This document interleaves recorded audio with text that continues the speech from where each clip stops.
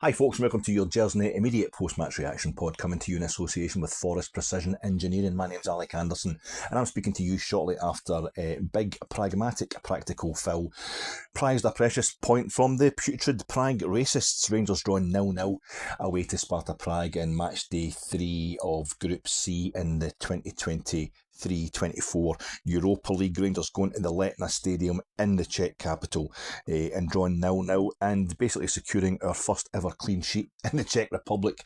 This tonight represented the sixth time that we've met a team from Czechia, even though in the 81-82 Cup Winners' Cup and the 91-92 European Cup we played Dukla Prague and tonight's opponent Sparta respectively. They were part of Czechoslovakia at that point in time. 6 times we've played Czech teams in Europe, and every time it's been a team from the capital, Victoria Žižkov, in the UEFA Cup back in, what was that, 2001, 2002? And this is the second time in 3 seasons that we've played Sparta in the Europa League Group stages. And of course, the only previous time we'd avoided defeat in Czechia was in that infamous tie 3 seasons ago against Slavia Prague, the other half of Prague football, the other dominant half of Czech football, and what a lovely night that was. We went over there, we drew 1 each, we scored, Philip Hollander scored, I think Stanchu scored for them, Alan McGregor pulled off a world-class save at the end in the last 16 tie, the first leg, our first game after securing 55, and it was the COVID season, as you remember, the stadiums were empty, but Slavia, the Eden is the nickname they gave to their stadium, and they had 300, they'd let in 300 NHS workers, Czech health workers, and you're thinking, oh, what a lovely club and what a great night. And then they come to Ibrox, and our reward for the first time, that was the first time we'd ever avoided defeat in the Czech Republic. Our reward for that was Slavia became the first Czech side to not only avoid defeat at Ibrox, but they beat us 2-0. And not only that, we had Roof and Balogun sent off, and that wasn't even the start. That didn't even come close to how dark and horrific that night got. Genuinely one of the most disturbing things I've ever watched on television. What happened to poor Glenn Kamara that evening. So I was in no great kind of hurry to see Rangers getting back to the Czech Republic. You'll have noted there was no preview pod today, and that's part of the reason. I couldn't fake any enthusiasm for this game. I didn't want us going over there. I hate the fact that we've had to go back there twice since that game with Slavia. It's just disgusting what football does, and nothing was more disgusting than when we went back. As you'll well remember, 6 months later we go back to Prague to play Sparta in the following season's Europa League group stages, and you know that if there's any the hope that I was having today that we would destroy these guys, and it doesn't work like that in football. The scorched earth desires don't come true when you need your team to avenge off-field stuff, even though what happened to Glenn Kamara very much happened on the field. It was an empty stadium. You think there's no way anything like that can happen, but I didn't realise the players themselves. The signs were there. The Scotland game earlier that season in the Nations League, the Czech players weren't taking the knee in Olomouc when we played in their stadium, empty as it was in the Nations League. Anyway, I couldn't believe it. And then we go back, we go to play Sparta 6 months later, and you're thinking, oh, let's destroy them. If there had been any justice in the world, football worked like that, we would have won 5-0 on the night. Glenn Kamara would have got a hat-trick instead of us losing 1-0 and Glenn Kamara getting sent off because the referee was watching him far too intently. It's 10,000 kids booing them. Stadium had been closed because their fans had been racist towards Monaco players the same season, and they worked out a deal to just have 10,000 school kids in the stadium, and they're all bloody racists as well. They didn't understand what they were doing, but it's a moment tonight where Sima is going down the wing. Abdallah Sima, Senegalese international, a goal-scoring hero for us this season, who played every minute of those 2 legs against us for Slavia 3 seasons ago. And God knows what he must have gone through when he's getting that every day in training of these scumbags, of these animals. And the crowd tonight, it's a packed stadium, the Letna. It's not a big stadium, but it's self-contained. It's only 3 sides. It's all totally contained and real kind of thumping atmosphere going on there, and you're worried about that with everything we've been through before. And there's a booing and the ooh noise that you can't quite discern, and you're thinking, is he getting booed because he's a former Slavia Prague player, despite the fact that they seem united in their racism, these two clubs, or is it actual monkey chance because he's a black man? You know, and that's the situation you're in. That picture of Glenn Kamara taking the knee, the whole Rangers team took the knee when we went back to Prague 2 seasons ago, and the camera focused in on him, and he's got the fist up in the air quite right as well, and the Sparta players are just standing there looking at him. That was horrific images. So I was in no desire to go back there tonight. Wasn't looking forward to the game at all. Now, our manager, Filipao, Big Phil, he certainly had his reservations as well, I think, about winning the game, and I think he made that known last night in the press conference, the pre-match press conference, when he went a little kind of quite a theatrical little reverie. I think there's a bit of acting going on there when somebody asked him something along the lines of, what do you think would be a good performance tomorrow night? What would represent a good result against Sparta? And he did a wee kind of, well, I suppose if we were getting beat 1-0 and we equalised late on, that would be a good result. You would see that as good, and I'm thinking, yeah, he wants a draw. He's telling us a draw is acceptable. And it is. I mean, Sparta Prague are top of the Czech league, which is a really decent level. Obviously, they're the reigning Czech champions under the same manager. It's Danish manager, former teammate of our manager. They won the Belgian Cup together in 2007. Club Bruges. Clement was the captain, and it's a guy we'd be destined to meet. This Brian Priske. Brian, the best name in Denmark, the best Christian name you can possibly get. Brian in Denmark, but he was Midtjylland's assistant manager. Remember, we scalped Midtjylland home and away, and it's quite a kind of a surprise how easily we disposed of them in the Europa League qualifiers under Steven Gerrard. I think second season under Gerrard, 2019-20. They were a Champions League group stage club, Midtjylland of Denmark, but we did them home and away really easily, to the point where after we beat them at Ibrox in the second leg, their manager, Ken Anderson, was sacked or left anyway, and his assistant was this chap Priske, and he took over as manager straight after Rangers had put them out. And then when we put out Royal Antwerp in the kind of last 32 of the following season's Europa League, we beat them home and away. A few months later, Priske goes to Royal Antwerp and takes over as manager. So it was destiny that we're going to come up against them, and maybe the fact that they play a 3-4-3. So they're unbeaten, top of the Czech league just now. They're 2 points in front of Slavia, but the two of them, I think, are 10 points in front of the team in third. I think that's Victoria Zizkov, but they're going great guns, and he plays 3-4-3, quite attacking, quite direct. All 3 goals they scored against Aris Limassol at home in the first game in the group stage came from long throws and corners, and you saw that stuff going on tonight. They're big units, big rangy guys, the Czechs, and they've got a few other big foreign chaps in there as well, Danes and what have you. So they're really scary when it comes to the aerial stuff. They've got a lot of high balls into the box.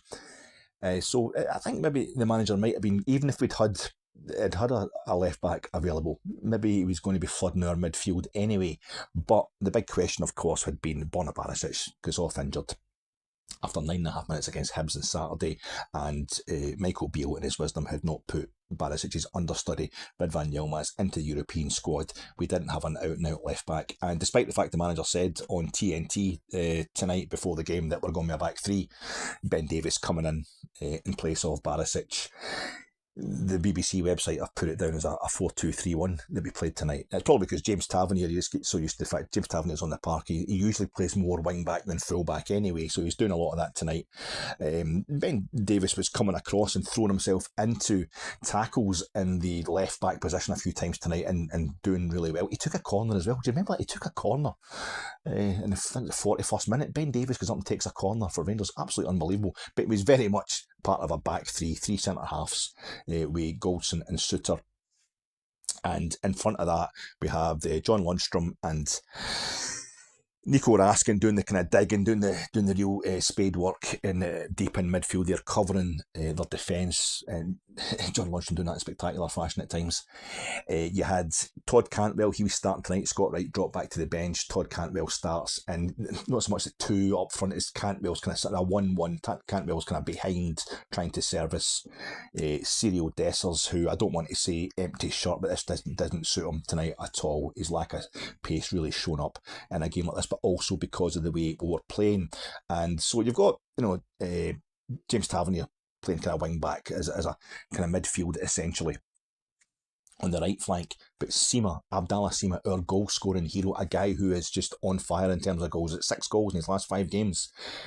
The manager's basically saying he's not going to be scoring goals tonight. He puts him out wide left, and the onus is on him to defend as much as it is to just go forward and aid the attack rather than being in the box or running into the box or supporting Dessers the way he did on Saturday, and it reaped the 3 goals between them. The two of them, they worked really well together. So it's a big gamble, I think, from the manager to come out this tonight with his stated aim, I'm getting a draw, and the way he set up his team, I'm getting a draw. But you think, that's because we don't have a left back. But then what he's done with Sima as well, which is kind of inevitable when you don't have a left back, that Sima's pace or his ability to play in the left hand side is going to get used to protect the left back area. But he's taken his main goal scorer out of the goal scoring areas, and he's got a draw. He's got what he went for. So it becomes, the momentum is maintained. The big baldy Belgians bus is still going forward with the tunes banging out the window. It's everybody's on board, and that's quite handy. Seeing we've got a home game on Sunday. There'll be a good atmosphere when Hearts arrive for Sunday's league game. Everything's going well still under the new manager, and momentum is everything. It didn't feel like it was going to go that way for, I would say, the first, I've got it down as 49 minutes. I recorded 40, I took a mental note of 41st minute when Ben Davies took a corner for us. Remember John Lundstrom kind of got on the end of it, so to speak, with a high, wide and handsome shot that was nowhere near the goal. And I noticed the wee ultras behind the home end, in the home end at the Letna Stadium.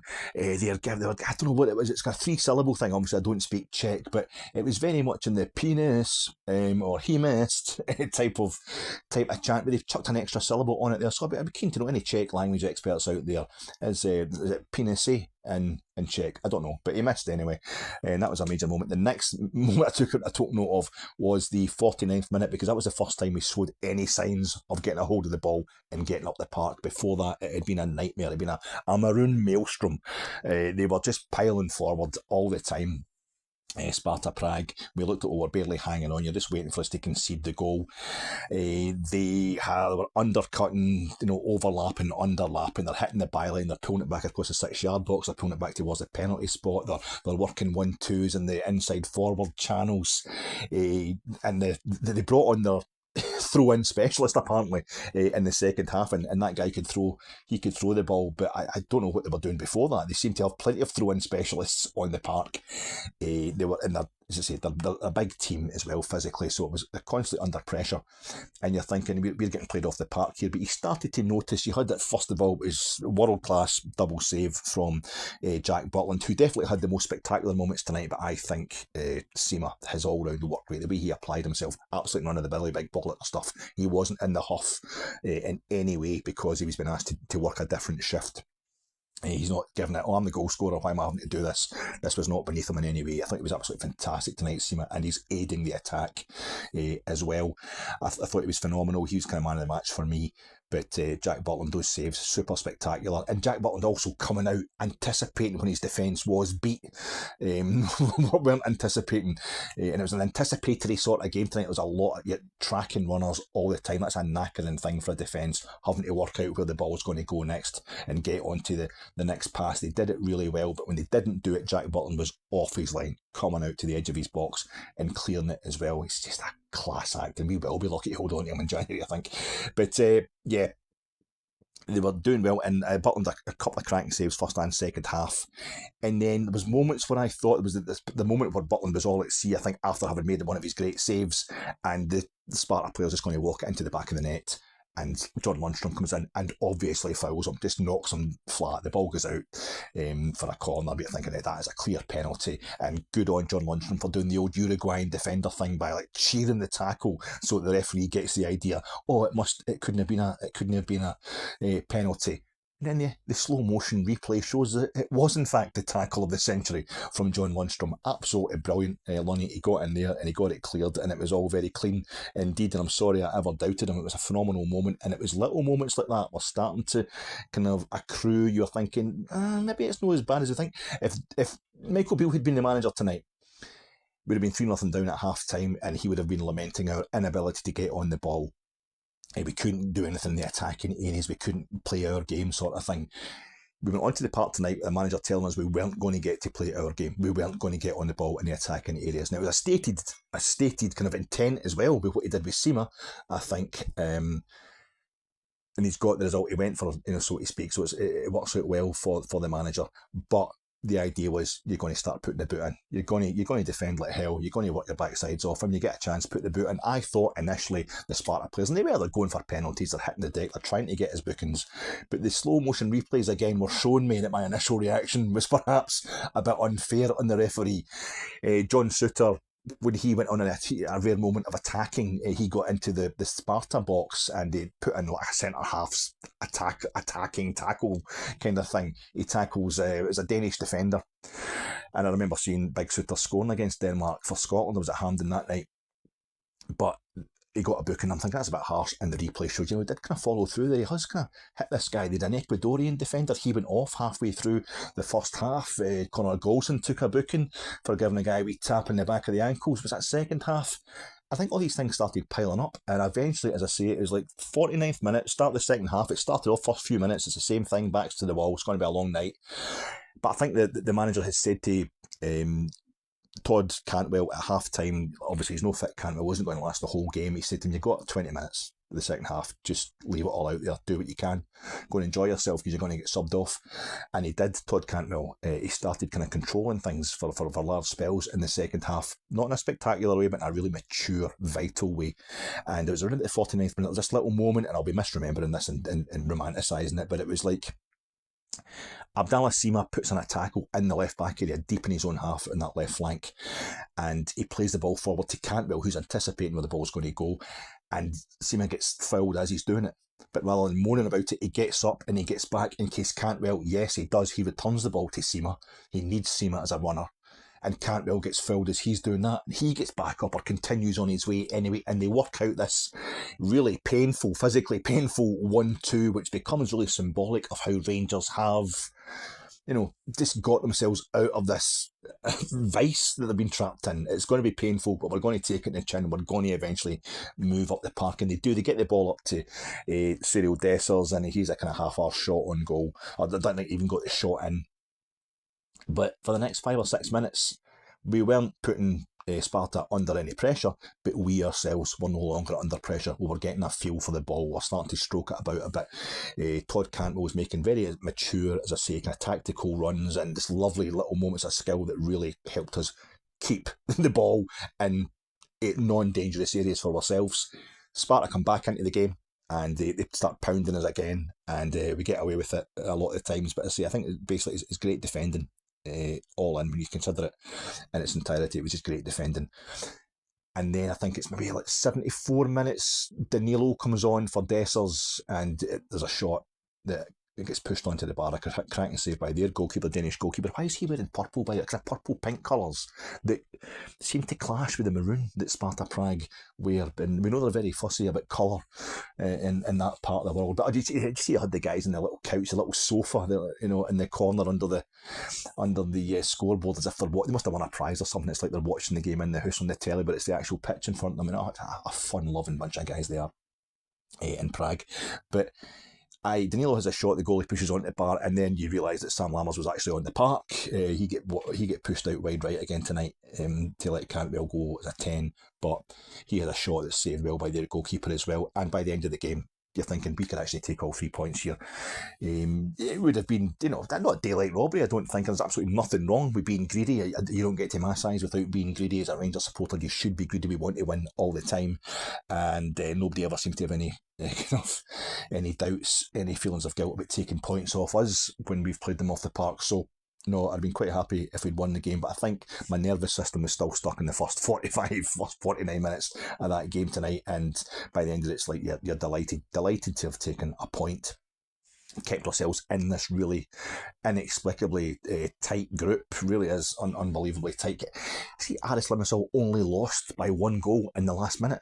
It was late on anyway. I think that Real Betis scored against them in Seville in the Benito Villamarín. I'm not for 1 second trying to say that excuses how Rangers got on against Aris Limassol easily. I've judged it the third worst performance in our European history, but it's turned into quite a tight group. So it was vital that we got on the board tonight, got something on the board, especially when we have Sparta coming to Ibrox in a fortnight's time. But yeah, it's fantastic. It turned into a really good night, and I just want to apologise for the fact that Gersnet here, we never got a preview pod out to you today. I've been doing a few of the European preview pods this season, so they've been late. They've all been late. They've been going out on the day of the game, and it's not because it's because European football. You've heard me. Sorry, I don't want to go on about this. It's like somebody talking about their favourite song. Oh, Mr. Brightside. It's actually all about me. It means so much. I think they must have wrote it for me. At a party, weddings and stuff. Oh no, this is my song. I'm like that when it comes to European club football, European club competition. Oh, when I was a wee boy, it meant so much to me. It really, got me through some tough times. Like, who cares, Alec? Everybody's got something, and then Rangers, I quite like them. So when you marry the two together, Rangers and European competition, I go down a wee rabbit hole. I'm trying to get the pods out the night before the game, so they're proper preview pods, because who's got time to watch a preview pod half an hour before the game kicks off? We'll try to get our beers in, get our work finished, or get our dinner made. But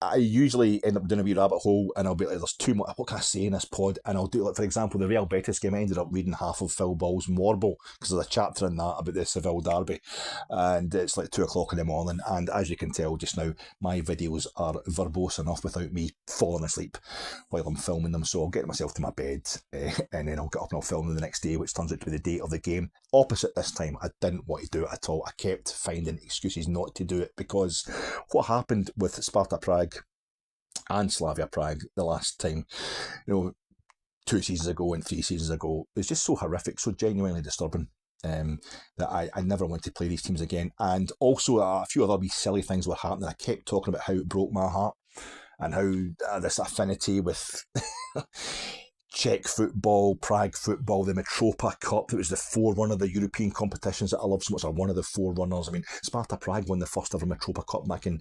1927. And I loved all that kind of, Vienna, Budapest, Prague, the ground hopping capitals of Europe, Central European football. I've been all over.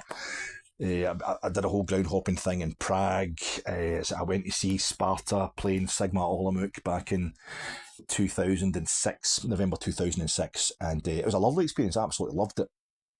I loved my time in Prague, and the whole thing I always go on about European football is to give you an idea of the world, the most exotic, exciting stuff in the world. It lets you travel without having to travel, because all the European capital cities and that are coming to Ibrox. And I ended up doing my, getting my D+ in remedial woodwork at Glasgow Uni. And one of the things I did was reading books in translation, and, Franz Kafka, famously of Prague, Metamorphosis. One day after awaking from troubling dreams, Gregor Samsa found that he'd been transformed into a giant insect, a giant bug, or some of the translations just say vermin.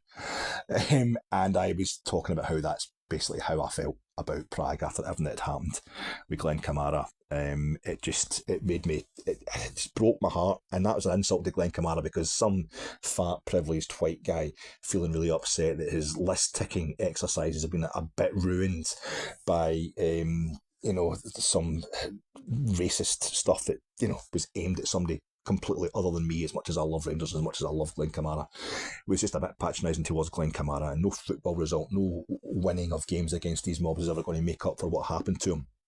And particularly in a week where Rangers are losing to Gallagher is just a part of the whole Rangers family, and the family atmosphere that's created at Rangers. And it's the second anniversary of Walter Smith's passing away. And what a Walter Smith performance tonight, eh? What a Walter Smith performance tonight. How are we not getting pounded? How have we hung on to a 0-0? We're getting to the final. Fantastic. This is the greatest figure of my adult life at Rangers.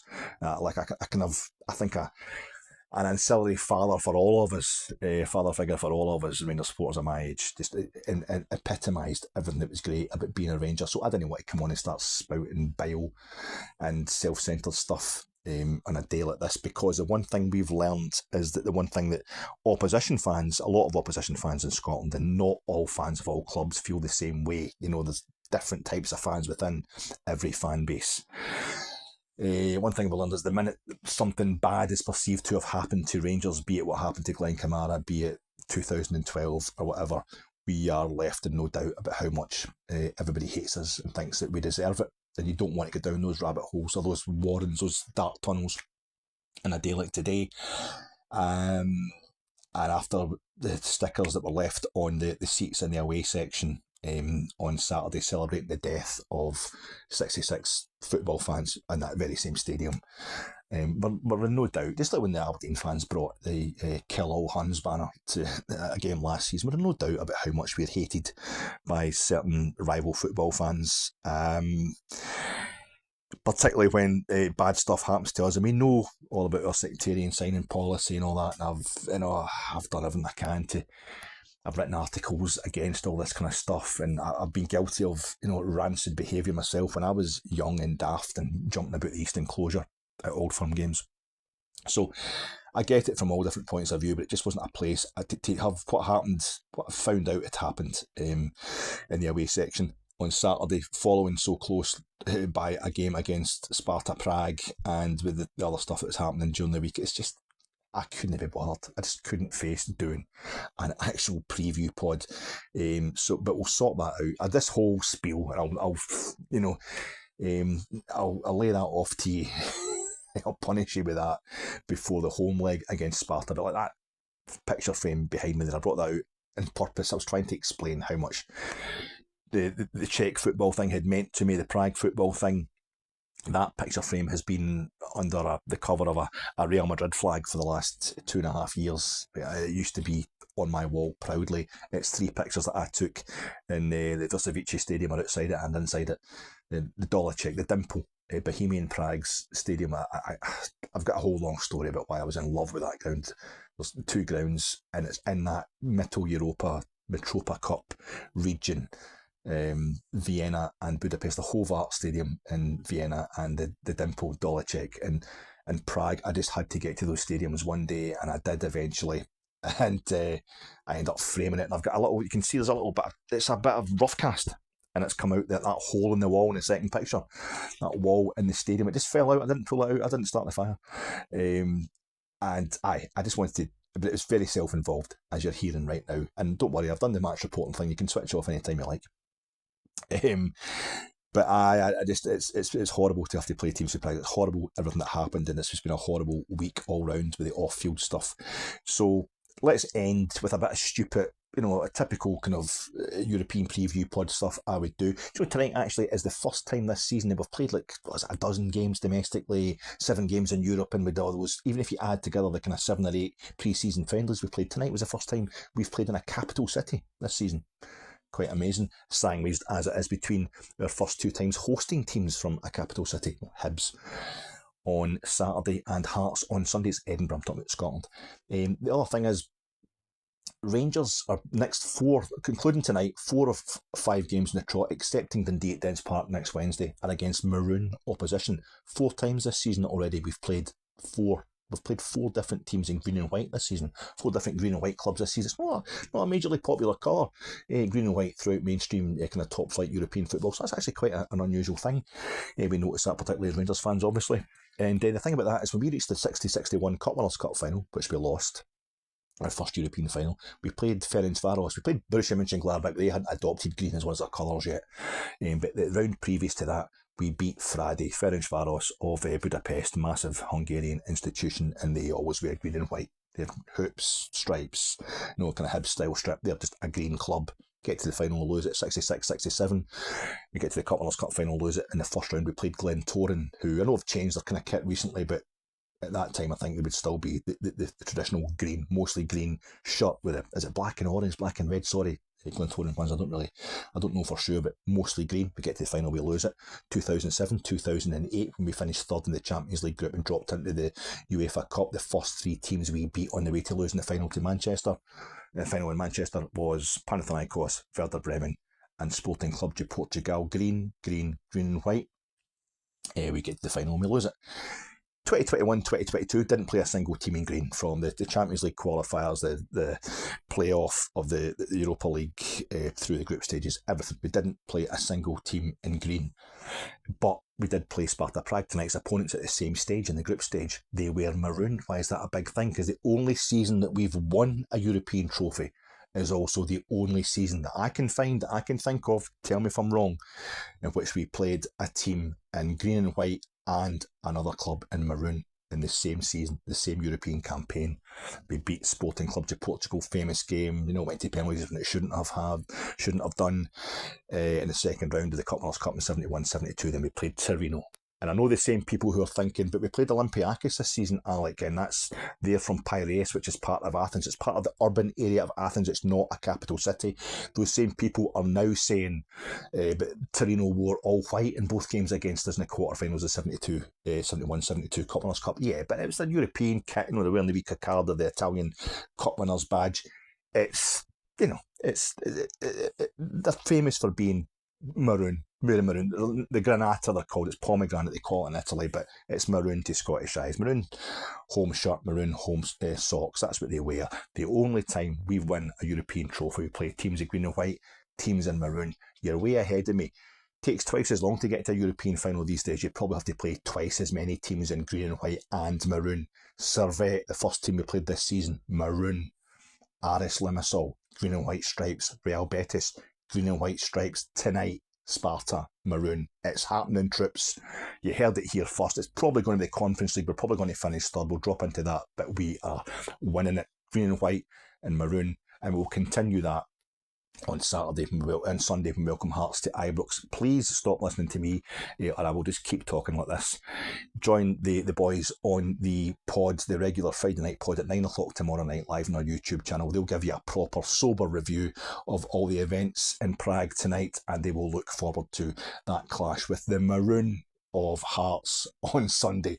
Enjoy your Friday, troops.